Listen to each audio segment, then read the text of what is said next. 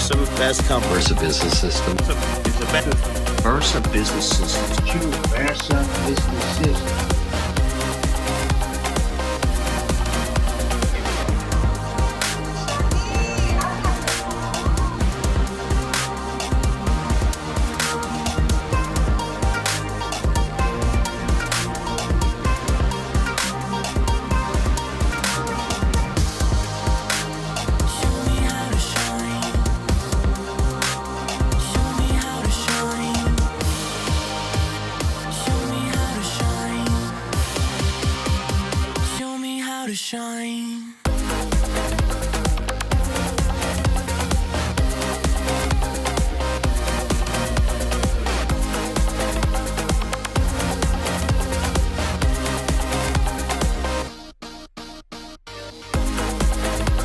Welcome to the Versa Business Tips Podcast. I'm your host, founder and CEO of Versa Business System, Shaheen Mazloom. We're here with Charles Gaudet today. He's got an awesome business, helps companies get out of the rat race, become more predictable and profitable, right?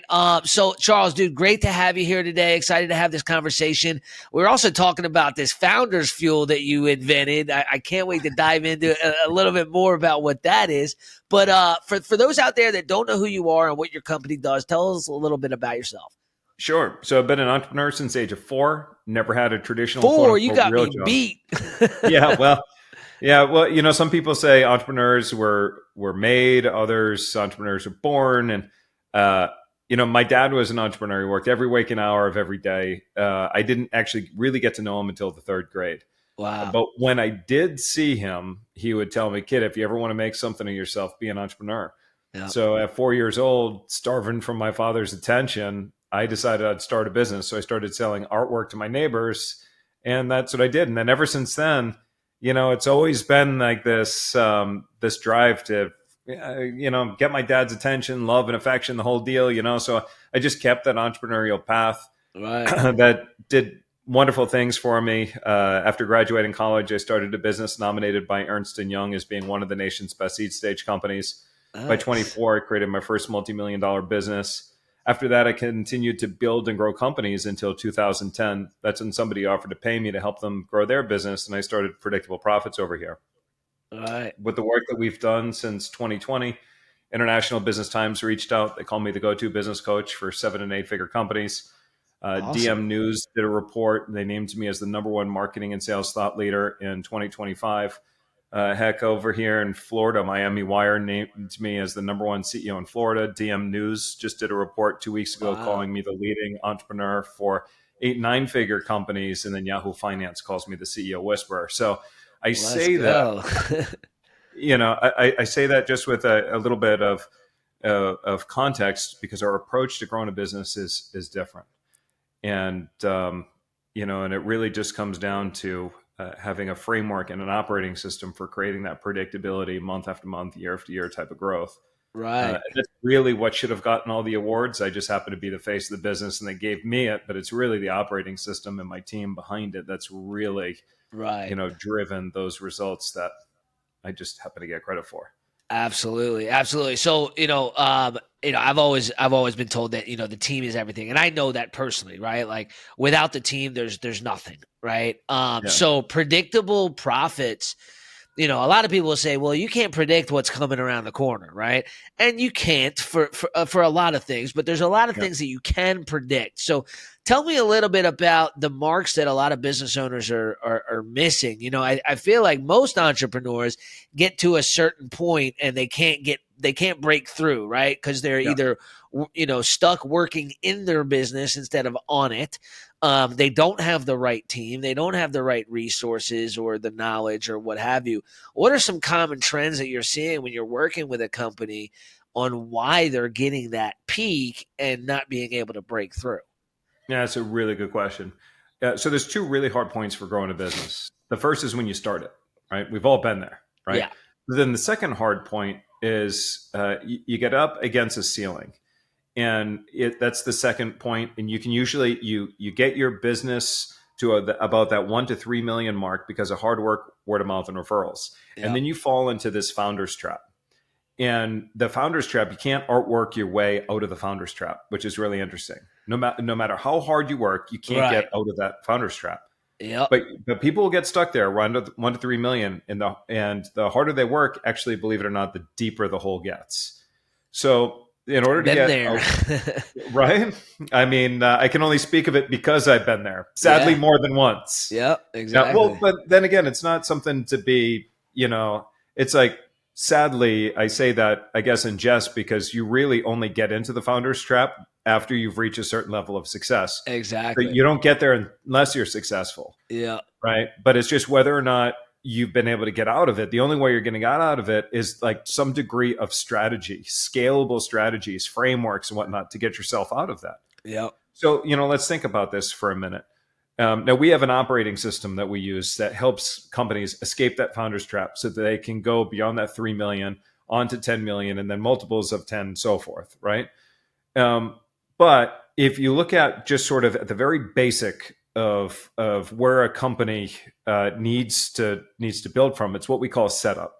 A lot of people say, I do marketing, but the reality is you can't do marketing. Nobody can do marketing. I had a conversation with the CEO of a $500 million company who said the same thing to me. We do marketing. I'm like, with all due respect, you can't. And he's like, what do you mean? Like, a marketing is a function. It's a function of how you create, capture, nurture demand. So let me ask you, how effective are you at creating that demand? How effective are you at capturing and nurturing? The only thing he could answer for me was how many leads he was getting. So he knew how often he was capturing that demand. Right. 2/3 of his entire marketing function was actually operating in the dark. But that's setup. Setup is the basis behind everything. Yeah. So our buyers have become researchers. And that's an important thing for people to understand. Back in 2019, you had marketing over here, you had sales over here. Yeah. Two totally separate departments. The average person looked at 17 different sources of information before making a buying decision. 2021, that went up to 27. Marketing and sales began to converge together. Now they formed what's known as Unified Business Development Division. Now we're currently estimating somewhere around 36 different sources of information before making a buying decision. So buyers have become researchers. You want that predictability. You got to make sure when a buyer is out there trying to make sure that they're going to work with the best vendor, the best person, that they come to you and you become that obvious choice. And that helps to create better, a more systematic lead flow. And then through that lead flow, you're going to convert higher because the buyers are researchers. They're coming to you pre-sold. Yeah. And now you're just qualifying them rather than feeling like sales has to do all the heavy lifting. Exactly. Yep. Man, I'm giving you a heck of a lot of verbal vomit over here. Definitely, man. I get really excited about it because that's the lift. That's how you get people out of the trap. Right. So it sounds like it sounds simple, right? More leads, higher nurture, right? Higher closing ratio, but there's got to be more to it than that, right? Oh, sure. I mean, you've got to be tracking all your different KPIs. You have to, you've got to have the team. You've got to grow that team, right? As far as the owner themselves, what are you seeing that the owner is doing that's holding them back from breaking through that point?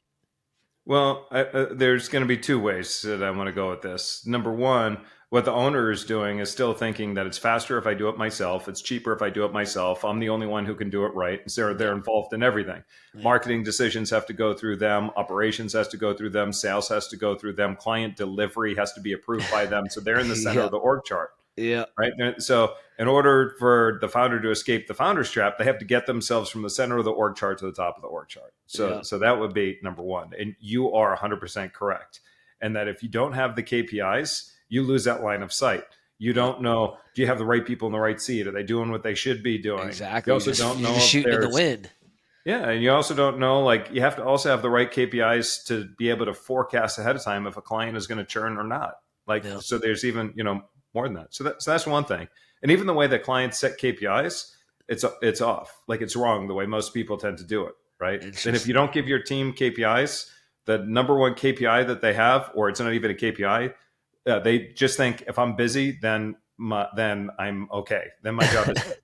So they complain about being busy all the time, and they try to complain so much they convince you that you need extra help and blah, blah, blah. And that's what happens. Yeah. But the second thing, and this is also really important, you talk about what the owner is doing.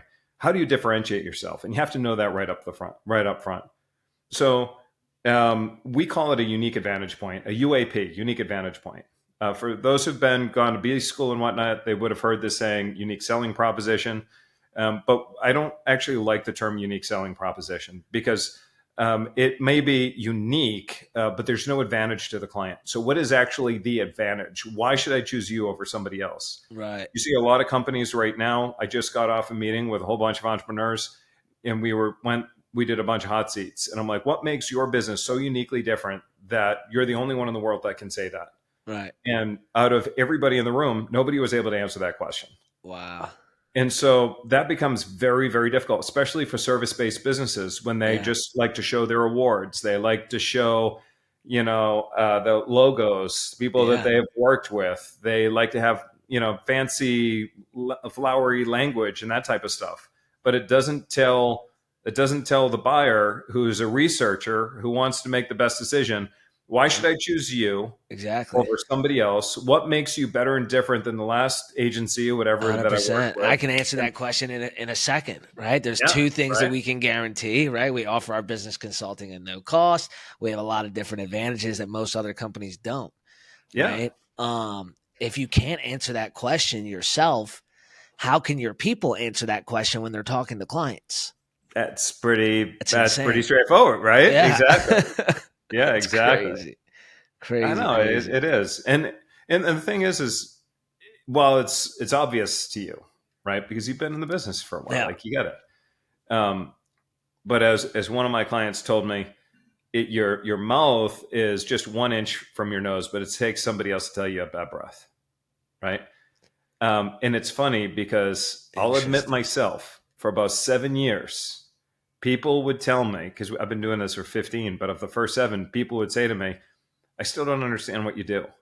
And I'm going, oh my God, is it just me or are people thick? Right. I don't understand. It says it right there on the website. We're business coaches. Like, how do you not know what I do? And I'm sitting there going, do people just not take the time to read? I'm trying to figure this out.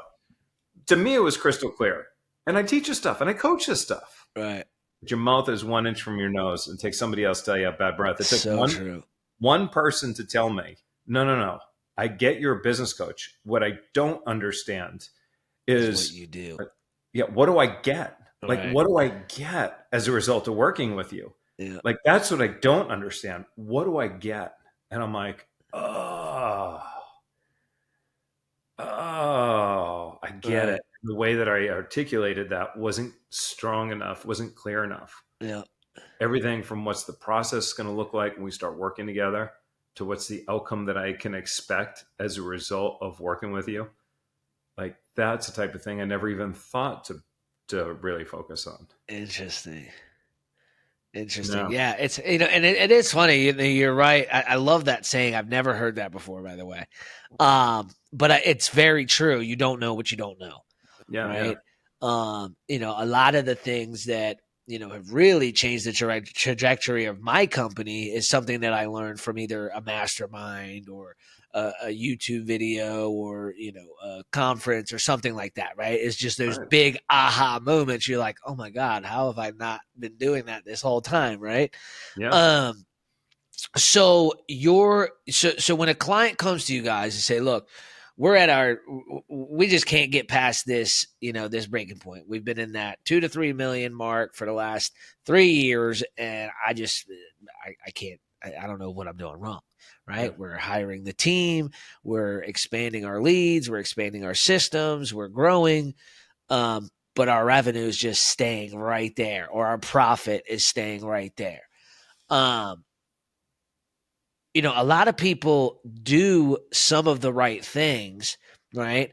Is there ever like a part where you get a client and you're like, you know what, you just got to make a couple very small tweaks and, you can see, all the difference? Or is it usually a pretty complex, process to pull them out of that?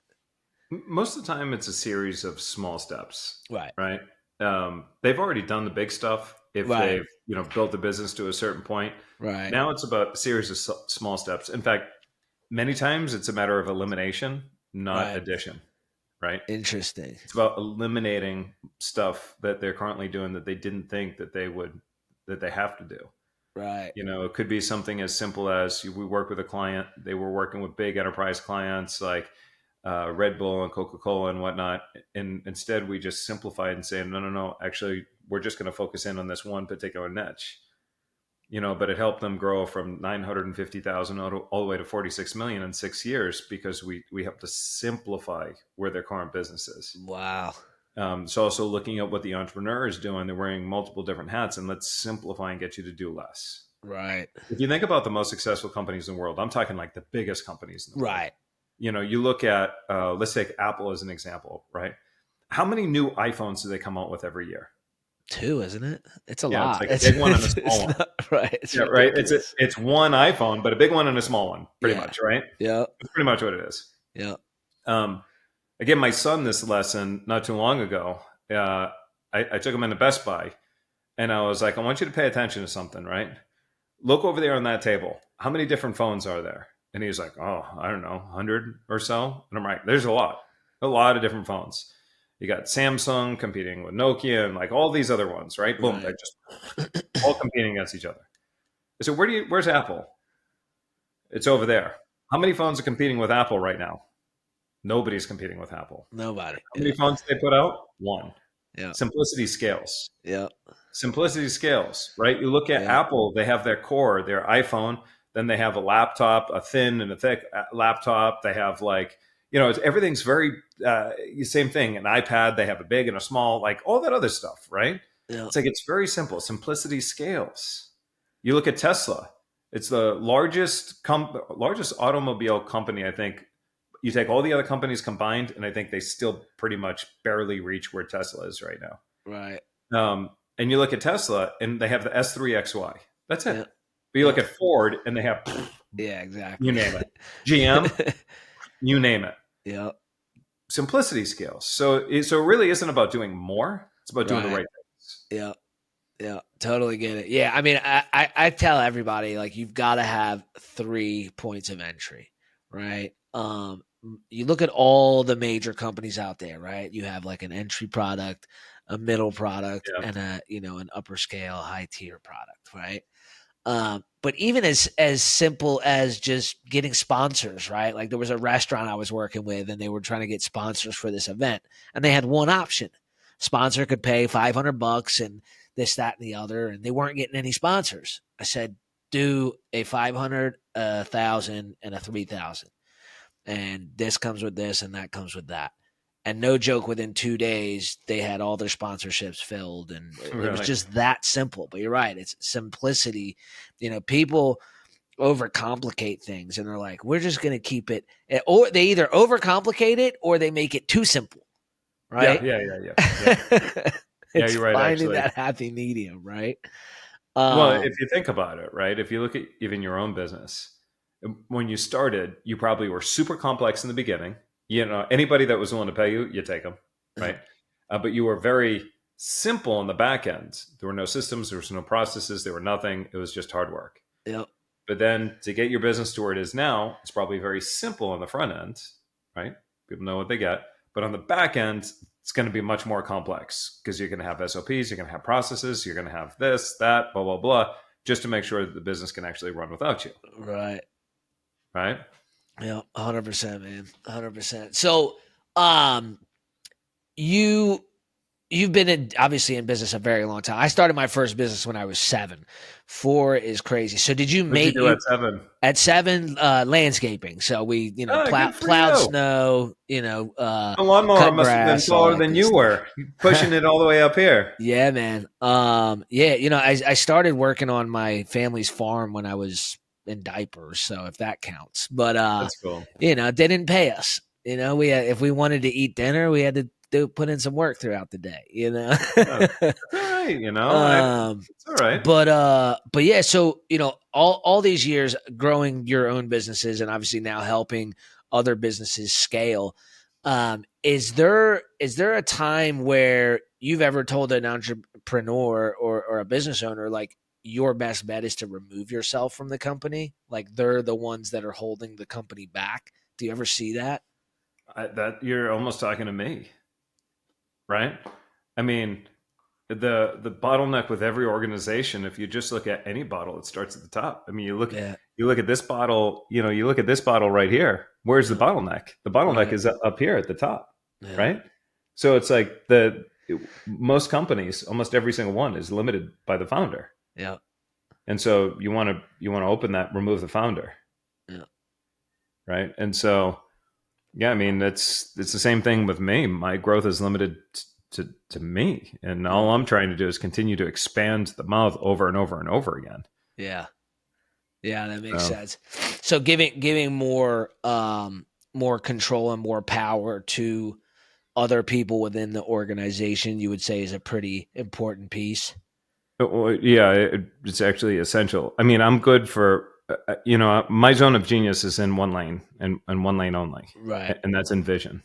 Right. Vision and strategy. Yeah. That's my zone of genius. The execution, the implementation, that's my team. Yeah. And, I try to hire people that are smarter than me and the job that they're supposed to do. So my assistant is smarter than me in assistant type work. My operations person is smarter than me in operations stuff. My outbound salesperson is smarter than me than outbound sales. But, in many ways, I've created the strategies and the SOPs and they follow it. And then they bring it back to me and we ping pong back and forth to figure out what we need to do to make it better. Right. But most, a lot of times business owners, my dad fell into this trap. He said, nobody can do it as well as I can do. So he capped his ability to earn. Ego. I just had a conversation about that. And then just, it's also one of those things that it's like, if you don't manage well enough, you don't have the right SOPs, you don't communicate well enough, like you're obviously not going to get the same level of work. You just expect people to read what's in your head. Right. But you set up the right programs in place and you realize that you're actually not as smart as you think you are. In fact, my chief of staff, he went for a walk with me. We're out in California. He went for a walk with me and he's like, can I talk to you? And I'm like, yeah, what? And he's like, I just want to let you know you're not as smart as you think you are. And I'm sitting there going, this conversation better finish up better than it started because it's not going very well right now. And he goes, no. He goes, I don't want you to take this the wrong way.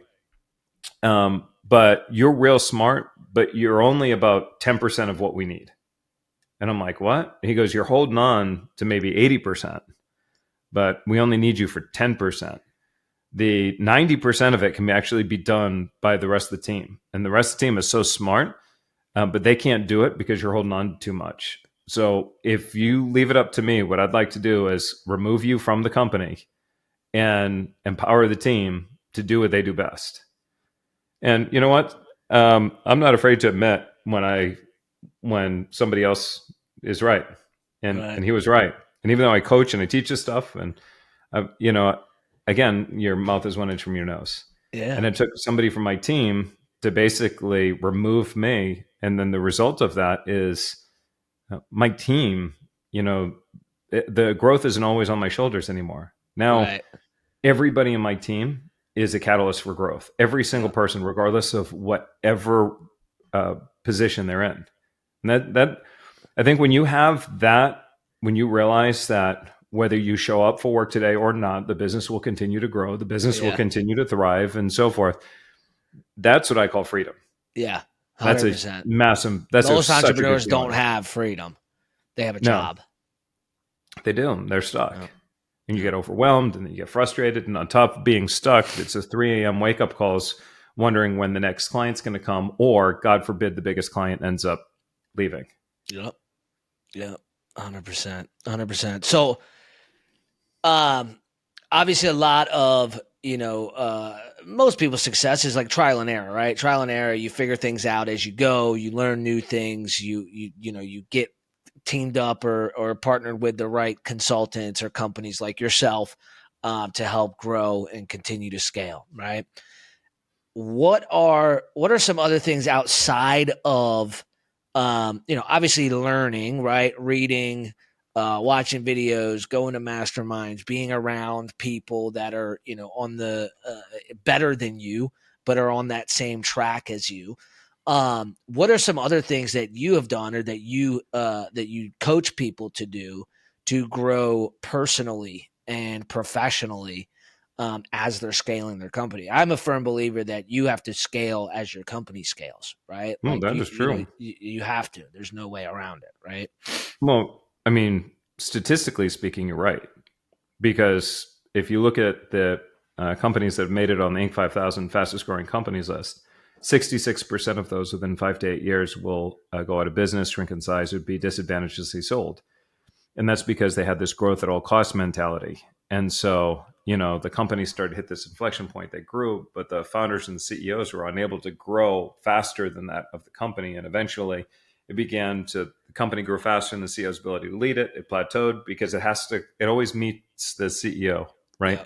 And then when it starts to drop, it's like a falling knife. And if you're not good enough to pull it up again, you can lose it. Mm-hmm. But in terms of to answer your question, I tell my team, fail often and fail fast. And, because all we're going for is ultimately data, what's working, what's not working. Right. And then when you figure out what's working, then do more of it. But one thing that we don't do as a team is we don't sit around and we don't go, is this going to work? Is this going to work? Well, what about this? What Right. about that? Take the action and figure it out later. Yeah, we'll have a little bit of intellectual ping pong, just enough to say, all right, we're going to test it. And then we're going to go ahead and we're going to test it. But we let go of the outcome. We just start looking for data. Exactly. Implementation and execution will trump strategy every single day. 100%. People have all these ideas and they don't do most of them because they're focused on, well, what is the outcome going to do? The fact is you don't know what the outcome is going to be unless you try it. Yeah. Right. It doesn't matter, if 100 companies have done it before you, you are a different company, period. Right. Unless you're some exact cookie cutter of some other company, which most companies aren't. It could work completely different for you. Like I've tried to do strategies that have worked great for other companies and they just don't work for us. Yeah. Right. And it's just the way it is. So, well, there's a reason for that though, too. And the reason for that is because all too often people think that it's, the one thing. If I deploy this one strategy, this one Facebook funnel, and blah, blah, blah, it's the hip bone's connected to the knee bone, is connected to the thigh bone, is connected to everything. It's like, okay, so if you create this one funnel, you think that's the direct line, but it's not. The buying funnel is messy. They're going to go to your website. They're going to look at it 3 to 6 times before making a buying decision. They're going to look at the reviews. They're going to consume more content. They're going to go to your LinkedIn profile. They're going to do all this other stuff. You got one thing that's screwed up out of that whole equation. You've just created a conversion killer, not a conversion creator. Yeah.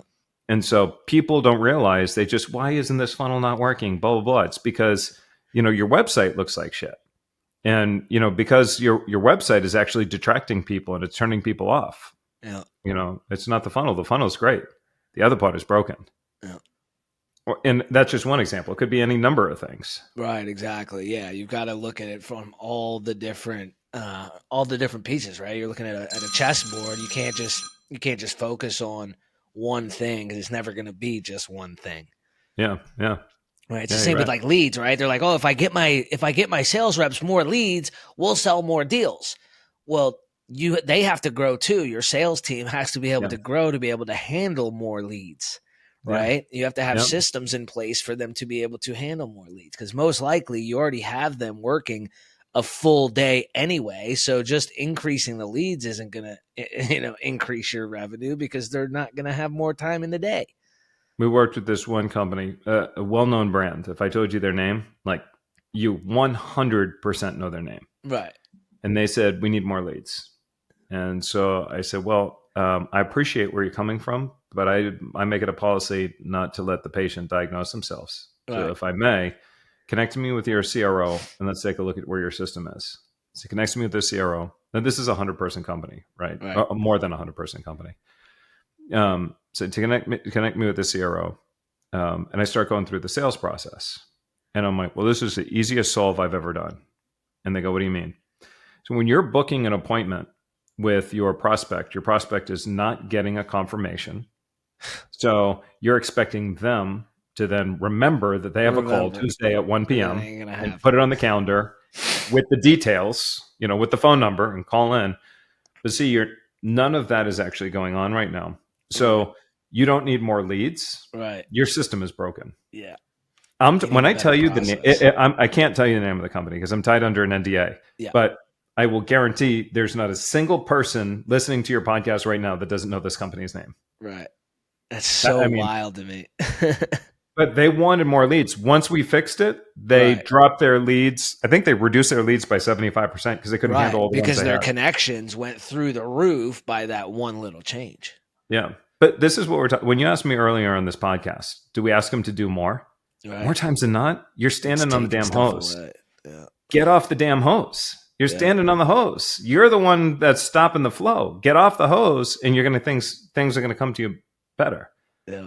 It's I love very that. rarely is it about doing more. Right. Now, as far as, I mean, it sounds like you've done some amazing things for some, some big companies, small companies alike. What kind of cost, say we have a small business on here listening, they're like, I know I need help. I'm not sure what to do. I'm sure there's things broken within our processes, but this guy sounds like he's going to, charge me 50 grand just to, just for a conversation. What does that look like? How do you guys do your pricing, and what does the process look like when someone comes to you and says, hey, I need your help? Sure. So it all depends on the revenue level because different revenue levels, there's different levels of complexity. They get different Absolutely. roadmaps and so forth, right? Yeah. So if they're under $1 million, it starts at $1,497, $1,497 a month. Wow. Now we don't get rich off of that, Right. off of anybody under $1 million. Right. Like our goal is to grow them to bigger companies because that's when we start making 'cause money. That's how we operate, right? So Yeah. once we get you to a point where you have over 20 employees, that's when we start making money. Yeah, exactly. But we So gotta it's get like you there first. so you're under $1 million, it's at $1,497. Yeah. Then 1 to 3 million, it's $2,497. So extremely affordable. Right. And then when you're at 3 to 10 million, then that goes to just under $5,000. And then when you're over 10 million and you're looking for that 9-figure valuation, then it's 15,000 a month. Right. That's awesome. So, Very cool. it is affordable, Yeah. especially when you think about what they're getting. Yeah. And our clients, they tend to stay with us forever. Like we don't Right. actually end up putting people into contracts because we don't have to, because our clients just Right. don't leave and they Yep, stay that's with the us. same with us. We don't sign contracts because our clients don't go anywhere. You don't need to sign contracts when you offer Right. a good product and service. Right. So Yeah, absolutely right. yeah. So, you're since the moment you got on here, your energy's been super, super high. I think you're standing right now, right? I am. Yeah. Yeah. Tell me about this founder's fuel, man. So you told me a little that you needed something, you had it created, and it was incredible. Tell me a little bit more about it. What is this founder's fuel? So I was diagnosed with having one of the worst cases of learning disabilities that the doctor had ever seen. Like The doctor ADD or something? I have every form of dyslexia aside from seeing things backwards. I Wow. do have ADHD. Right. And then there's a whole litany of other things. I don't even recall what all those are. But what the doctor did tell my mother, and I'm still like, I don't know why she said this in front of me, because it really did mess with my head for a long time. She said, I'm surprised he could actually function in a regular school. There's Wow. I don't know how he's able to do that. And the truth of the matter is while I did attend a regular school, I couldn't learn in class. Right.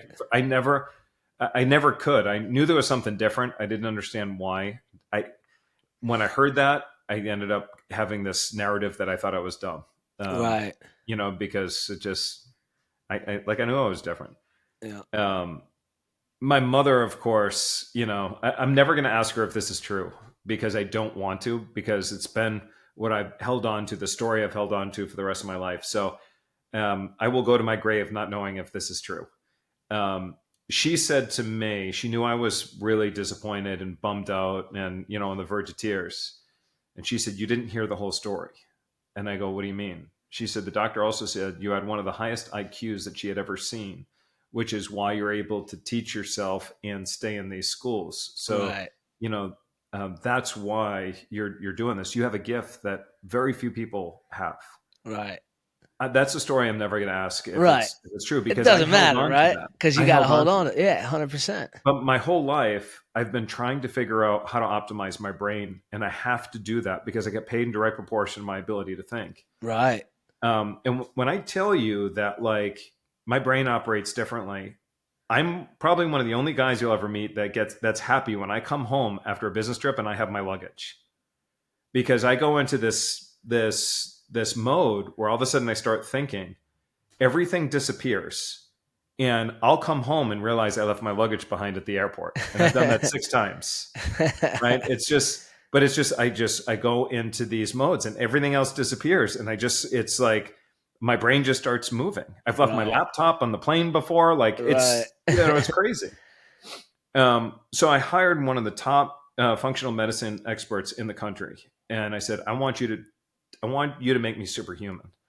And so we worked for an embarrassingly amount of time formulating all these different concoctions to figure out what needs to happen in order to just create this insane amount of focus, energy, and also calmness. Because if you think about the way that an entrepreneur works, when we get up in the morning, we have to be able to, boom, make decisions right off the bat. Right.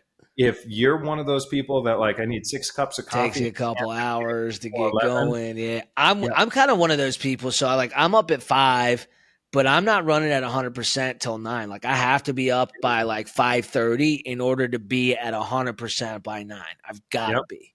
Yeah.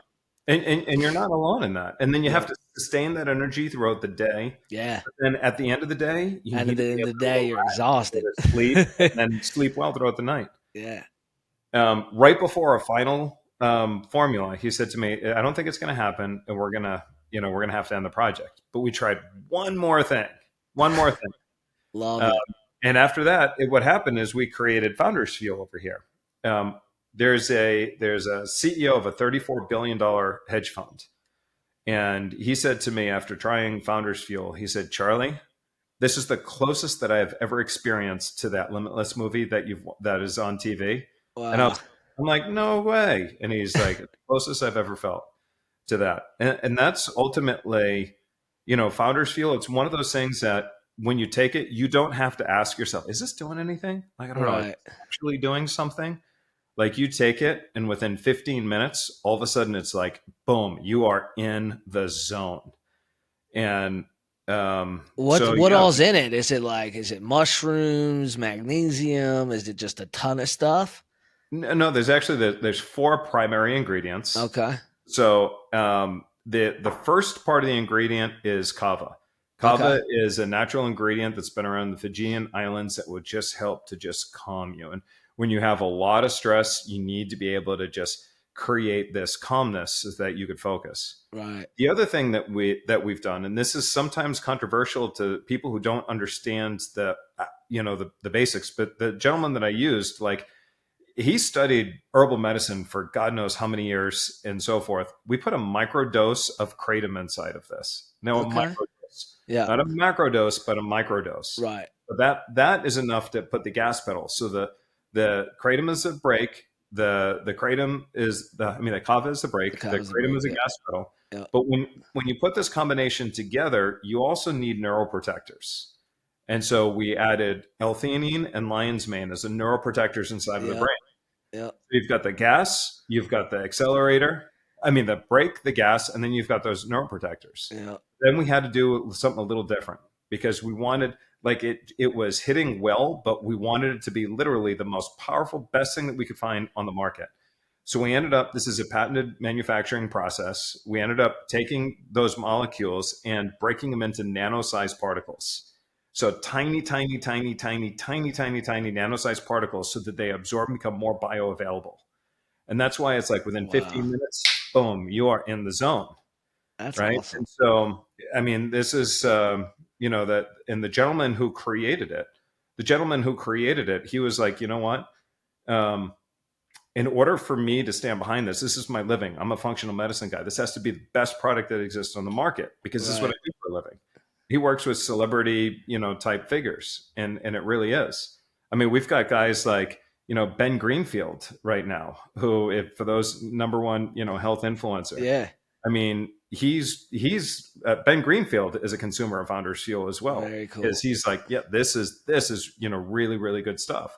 We have the founder of Planet Fitness who said this is the number one product in its category that I have ever had ever in my entire life. Very So it's cool. like, but you have to notice that here's the difference. The people who are taking Founders Fuel, these people aren't, they're not students, Right. right? These are people who value their time. Yeah. The people who are like, wait a minute, if I can get more done in less time, this is what I'm going to do. Exactly. We're talking like $1 billion PE firms. We're talking Ben Greenfield. When we're talking founder of Planet Fitness, like it's the people who value their time. Those are the people who, that's what Founders Fuel is designed for. Wow.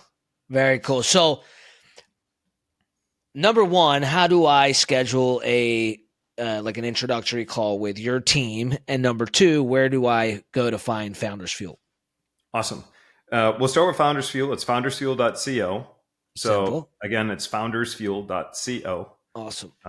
That's where you would find out more about that. And I'll make sure to put that in the description as well. Awesome. Fantastic. The other thing is that predictableprofits.com is where people go. You can get my book on predictableprofits.com. There's a link over there. You can also join our community. Inside of our community, there's a lot of free resources, templates, strategies, and so forth that are inside that community that people are more than welcome to take advantage of. We believe in results in advance. So we want to give you as much as we can in advance. In fact, we're coming up soon. We're going to do a website makeover. Again, that's for free. That's for people to come in and kind of see, all right, what are some of the things that I could do different to turn my website from a conversion killer to actually a conversion creator. Right. And so, that's for free inside of our community. We do different workshops and whatnot. Love it. Inside of there as well. And then if it makes sense at that point, then, they can always explore what things look like further and working together. And all those resources, again, will be on predictableprofits.com. Awesome. But before people actually buy from us, I want everybody to consume all the free content. Follow me on LinkedIn, consume the free content because you'll determine if it makes sense. We don't want people 90% committed. Exactly. Like, you're better off not working with us. You got to be 110% committed. Yeah, those are the people 100%. that They got to fully trust your guidance and expertise in order for it to work anyway. So that makes perfect sense. Yeah. Love it, man. Love it. So I'm gonna make sure both of those links are in the description. And dude, it's been a pleasure talking to you. I learned a lot, and dude, I'm excited to start working with you guys. Together we're better. Absolutely, brother.